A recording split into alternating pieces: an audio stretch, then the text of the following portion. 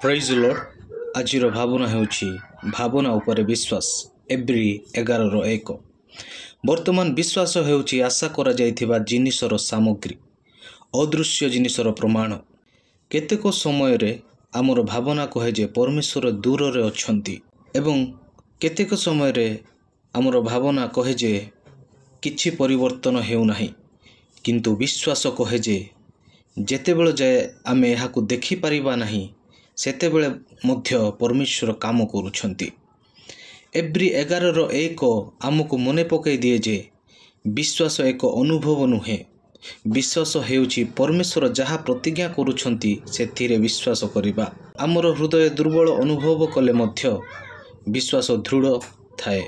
ଆମର ଭାବନା ପରିବର୍ତ୍ତନ ହୋଇପାରେ, ଆମର ପରିସ୍ଥିତି ପରିବର୍ତ୍ତନ ହୋଇପାରେ, କିନ୍ତୁ ପରମେଶ୍ୱରଙ୍କ ବାକ୍ୟ ସମାନ ରହିଥାଏ।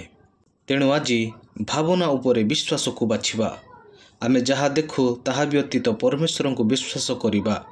ଆମେ ଯାହା ଅନୁଭବ କରୁ ତାହା ବ୍ୟତୀତ ପରମେଶ୍ୱରଙ୍କୁ ବିଶ୍ୱାସ କରିବା, କାରଣ ସେ ବିଶ୍ୱସ୍ତ ଏବଂ ସେ ବର୍ତ୍ତମାନ ଆମ ସହିତ ଅଛନ୍ତି। ବିଶ୍ୱାସ ଜାରି ରଖନ୍ତୁ। ଆମର ଚମତ୍କାର ପୂର୍ବରୁ ଗତିଶୀଳ ଅଛି। ପ୍ରେଜ୍ ଲର୍ଡ।